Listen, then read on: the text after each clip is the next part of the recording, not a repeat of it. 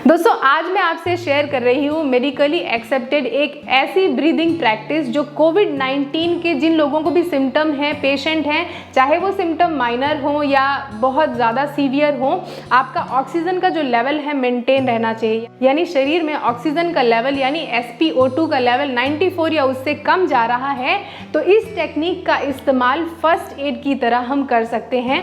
अगर हमें हॉस्पिटल में एडमिशन मिलने में प्रॉब्लम आ रही है और ऑक्सीजन का लेवल मेंटेन करके रखना है तो ये टेक्निक बहुत ही ज़्यादा मददगार होगी। इस टेक्निक का नाम है प्रॉन ब्रीदिंग।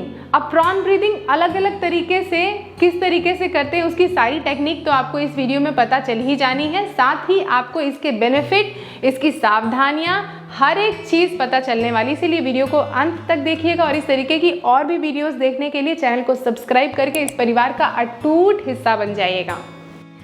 नमस्कार दोस्तों, मैं शहीदा आप सभी का स्वागत करती हूँ आपके अपने YouTube channel yoga with Shahida में। दोस्तों कैसे हैं आप सभी?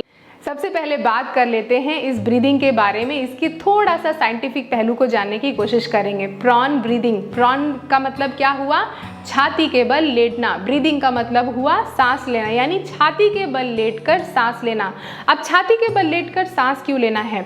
जो हमारे लंग्स का जो स्ट्रक्चर है ना दोस्तों, तो इस तरीके से ऊपर की तरह तो काफ़ी ये नैरो है और नीचे की तरफ जाके क्या है, ये वाइड है। तो जब हम शैलो ब्रीदिंग करते हैं तो आपके नैरो वाला पार्ट जो है वहाँ से ब्रीदिंग करते हैं, जिससे ऑक्सीजन पूरी तरीके से हमारे शरीर में नहीं पहुँच पाती। इसके लिए क्या करना होता है, हमें डीप ब्रीदिंग करनी होती है ताकि हम अपने पूरे लंग्स की कैपेसिटी का इस्तेमाल करके और ब्रीथ कर सकें। और जो लंग का जो स्ट्रक्चर है ना, ये आगे की तरफ थोड़ा सा कम और पीछे की तरफ ज़्यादा है। तो जब हम छाती के बल लेट कर ब्रीथ करते हैं तो आपके जो ऊपर वाले लंग्स है उसको थोड़ी सी जगह और मिलती है और पूरी प्रॉपर ब्रीदिंग होती है, जिससे ऑक्सीजन का लेवल एकदम से इम्प्रूव होता है। आपको तो पता ही है ये वायरस डायरेक्टली हमारे फेफड़े में अटैक करता है, जिससे सांस लेने में बड़ी ही तकलीफ होती है।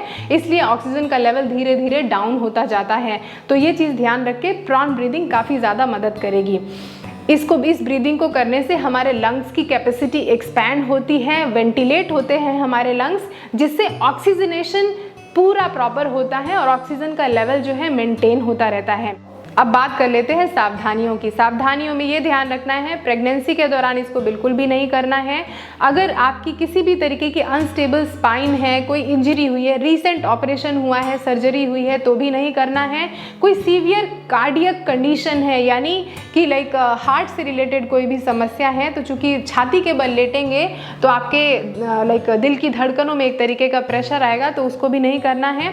साथ ही जिन लोगों को पेल्विक का फ्रैक्चर है, थ्रोम्बोसिस या डीप वीनस कोई फ्रैक्चर हुआ है, तो आइए बताती हूँ किस तरीके से करेंगे प्रॉन ब्रीदिंग। इसके लिए आपको पिलो की ज़रूरत होगी, तकिए की ज़रूरत होगी। दैट डिपेंड्स कि आपके घर पे पिलो की हाइट क्या है। तो 3, 4 या 5 जिस तरीके से, अब किस जगह पे कौन सी पिलो रखनी है ये मैं बताती हूँ। तो एक पहली वाली पिलो जो होगी वो आपकी नेक के नीचे यानी गर्दन के नीचे वो होगी। दूसरी वाली पिलो आपकी छाती के जस्ट नीचे और थाई के जस्ट ऊपर यानी पेट के पास यहाँ पे रखनी है। तीसरी जो पिलो होगी, तीसरी और या कि 2 पिलो आपके पैर के नीचे। अब चूँकि मेरे यहाँ पे अभी पिलो की हाइट ज़्यादा है तो एक पिलो मैंने किनारे कर दी और ये वाली पिलो जो है मेरे पैर के नीचे यानी शिन बोन के नीचे। तो एक हो गई गर्दन के नीचे, एक हो गई आपकी छाती के नीचे और थाइस के ऊपर, दूसरी होगी शिन बोन के नीचे यानी इस जगह पे। ठीक है, तो अब सेटअप कर देती हूँ।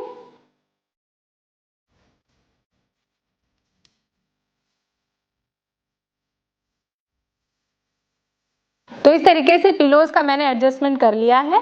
एक पिलो शिन बोन के नीचे, दूसरी पिलो छाती से नीचे और पेट के पास ऐसे, और दूसरी आपके गर्दन के नीचे।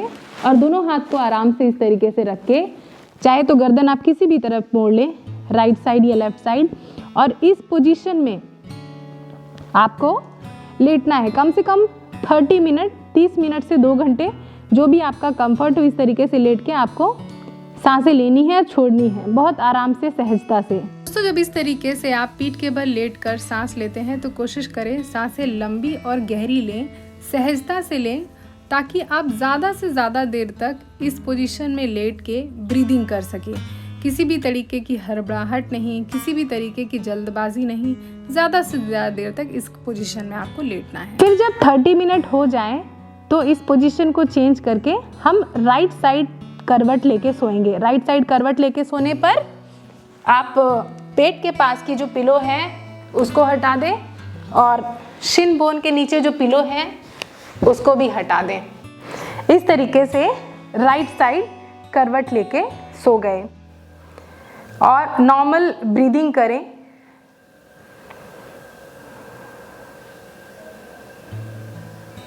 कम से कम 30 मिनट से 2 घंटे तक।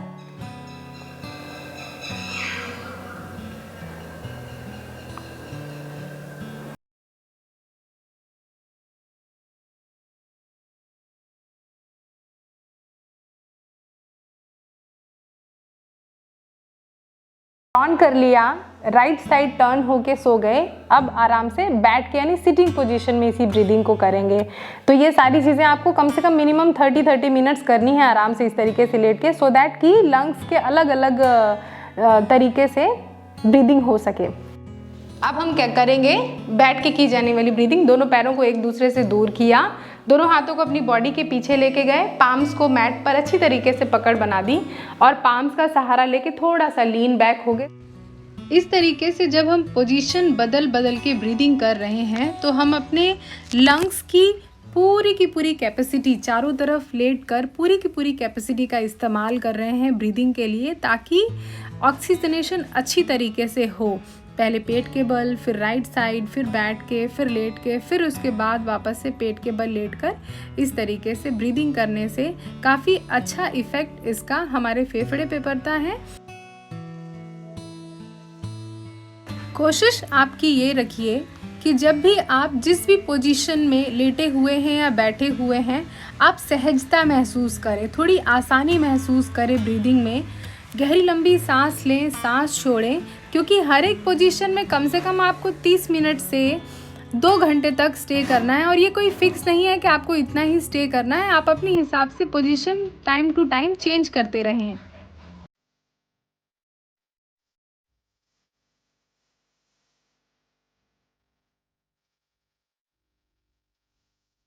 अब सिटिंग पोजीशन में बैठ के ब्रीदिंग करने के बाद हम लेफ़्ट साइड टर्न होके आराम से लेफ़्ट साइड लेटकर ब्रीदिंग करेंगे और लेफ़्ट साइड ब्रीदिंग करने के बाद फिर हम वापस से इनिशियल पोजीशन यानी प्रॉन ब्रीदिंग करेंगे। जब आईसीयू में प्रॉनिंग टेक्निक इस्तेमाल की जाती है तो मरीज़ को 16-16 घंटे तक इस टेक्निक को करवाया जाता है, ताकि उनकी ब्रीदिंग नॉर्मल हो सके और ऑक्सीजन का लेवल इम्प्रूव हो सके।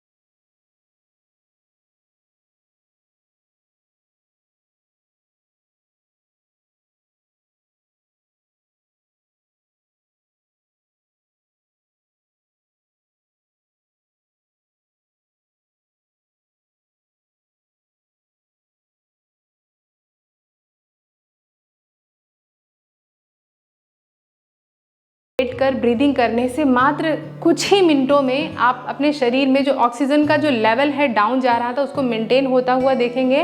और इसको एज अ फर्स्ट एड आप यूज़ कर सकते हैं, होम आइसोलेटेड हैं, जब तक आपको कोई दूसरा प्रबंध नहीं होता, कोई दूसरा इलाज नहीं मिलता, तब तक आप इस तरीके से अपने बॉडी में ऑक्सीजन का लेवल मेंटेन कर सकते हैं।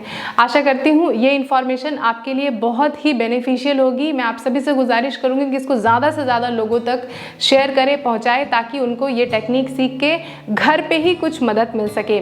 इस तरीके की और भी वीडियोज़ देखने के लिए चैनल को सब्सक्राइब करना मत भूलिएगा। नेक्स्ट वीडियो में जल्दी ही मिलूंगी, तब तक आप सभी अपना ख्याल रखिएगा। नमस्ते।